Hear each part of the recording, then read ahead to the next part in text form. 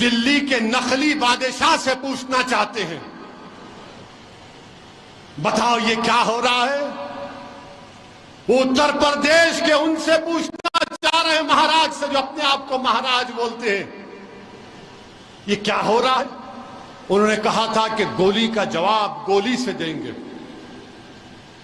اب جب گولی چل گئی تو جو اطراف میں پولیس والے تھے، کوئی اپنا ویپن نہیں نکالا۔ لائیو ٹی وی پر کوئی اپنا ویپن نہیں، ایسا دکھ رہا تھا کہ دولہے کی بارات میں آئے ہیں پورے۔ کوئی اپنا ویپن نہیں نکالا، نکال کر ایک کو تو گولی مارتے نہیں، گولی مار دیے، اپنے مقصد میں کامیاب ہو گئے۔ اس کے بعد وہ ہتھیار کو پھینک کر surrender surrender surrender surrender surrender کہہ رہے ہیں۔ ابھی دیکھو بھائی، آپ غیر ضروری تماشا کریں۔ سرنڈر سرنڈر کر رہے ہیں۔ ہم یہ پوچھنا چاہ رہے ہیں، وہ جو تفنچا، جو ریوالور استعمال ہوئی، زیگنا ایف، وہ کتنے کی بندوق ہے معلوم آپ کو؟ ویپن ایک 8 لاکھ روپے کی ہے۔ کتنے کی ہے؟ 8 لاکھ۔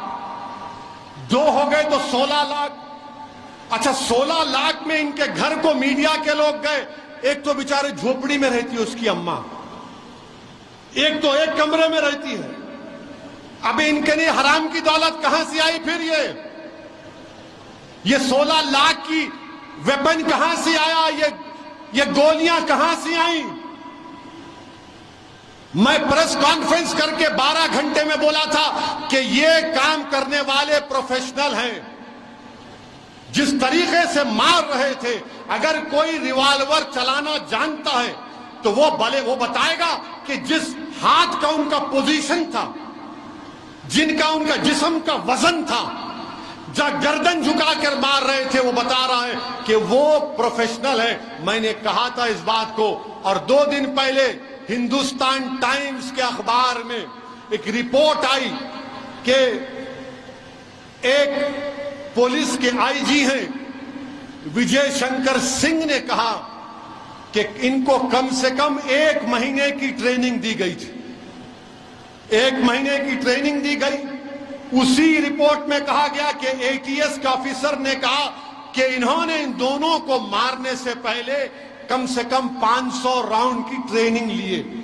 اور ایک بھارت کا ایک مشہور شوٹر ہے، مانے جو کمپٹیشن میں جاتا ہے، اجے وک نام ہے، اس نے کہا کہ جس طریقے سے ایک ہاتھ سے مارتے ہیں، ایک ہاتھ سے وہی مار سکتا جو بڑا پروفیشنل ہوتا ہے، ورنہ 2 ہاتھ سے مارتے ہیں، یہ ایک ہاتھ سے مارے، یہ اجے وک کہہ رہا ہے۔